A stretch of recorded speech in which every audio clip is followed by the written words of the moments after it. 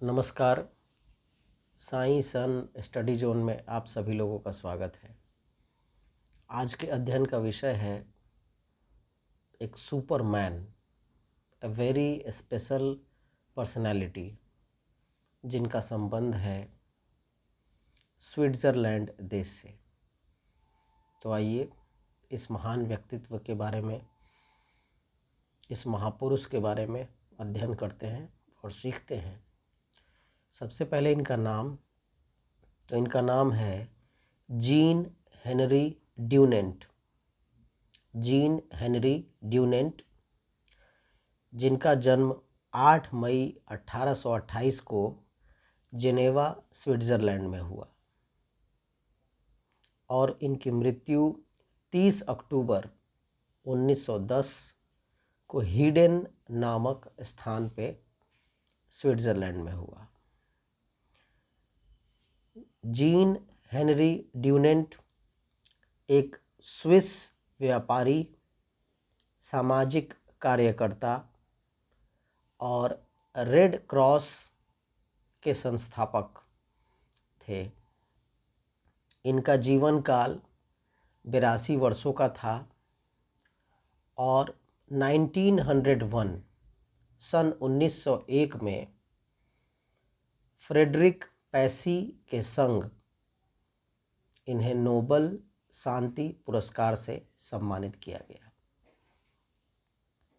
इनकी राष्ट्रीयता जो है वो फ्रांसीसी और स्विस दोनों ही है।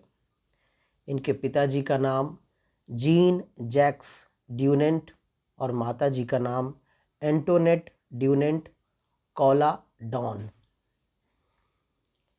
ये 5 भाई बहन में सबसे बड़े थे और इनके जो भाई बहन हैं उनमें डैनियल ड्यूनेंट इनके भाई साहब और पियरे लुई एक और भाई साहब और 2 बहनें मैरी ड्यूनेंट और अन्ना ड्यूनेंट। सन 1863 में अपने सहयोगियों के संग इन्होंने इंटरनेशनल रेड क्रॉस एवं रेड क्रेसेंट मूवमेंट की शुरुआत की जेनेवा स्विट्ज़रलैंड में और हेनरी ड्यूनेंट द्वारा स्थापित ICRC international committee of the red cross को 3 बार नोबेल शांति पुरस्कार से सम्मानित किया जा चुका है। सन 1917, 1944 और 1963, 1917, 1944, 1963 ICRC को नोबेल पीस प्राइज से सम्मानित किया जा चुका है। रेड क्रॉस एक अंतर्राष्ट्रीय संगठन है जिसका मिशन मानवीय जिंदगी व सेहत को बचाना है। इसका मुख्य उद्देश्य युद्ध या विपदा के समय में कठिनाइयों से राहत दिलाना है। इसका मुख्यालय जेनेवा में है। हर साल 8 मई को रेड क्रॉस डे सेलिब्रेट किया जाता है।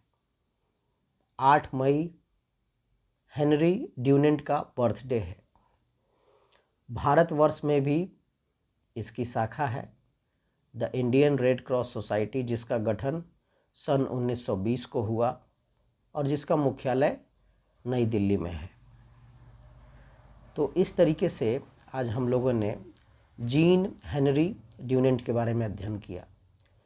ये एक बहुत ही बड़े महापुरुष थे और उद्योगपति होने के साथ साथ सामाजिक कार्यकर्ता, और 1859 के जून महीने में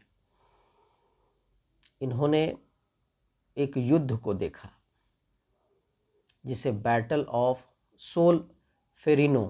सोल्फेरिनो एक प्लेस है जो इटली कंट्री में है। और इस युद्ध में उन्होंने देखा कि बहुत सारे सैनिक मरे हुए हैं, बहुत सारे घायल हैं।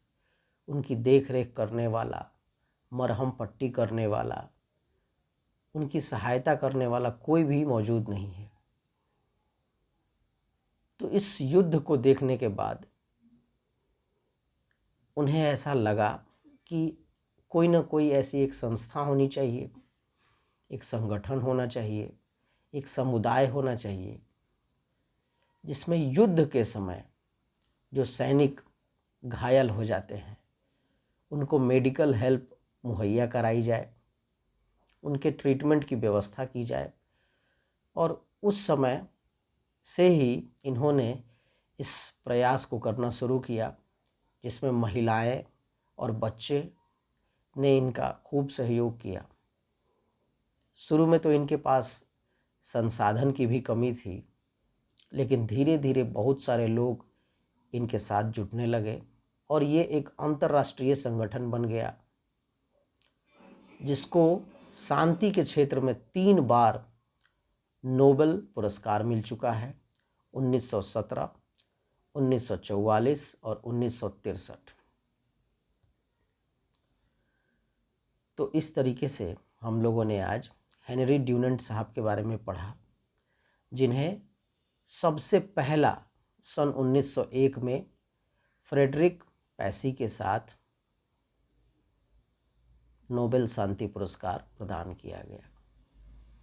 इनकी एक किताब है जिसका प्रकाशन 1862 में हुआ, ए मेमोरी ऑफ सोल्फेरिनो, जिसमें इन्होंने अपने अनुभव को,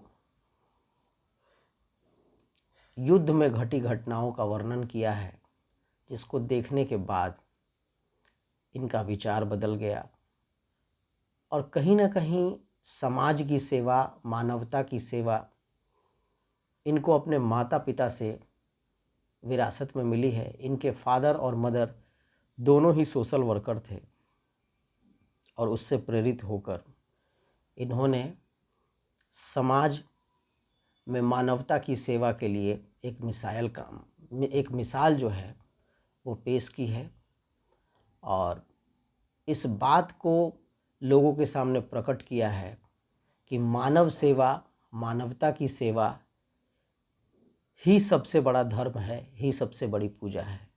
तो इस महापुरुष को हम सादर प्रणाम करते हैं और इनके बताए हुए रास्ते पर चलने की कोशिश करते हैं।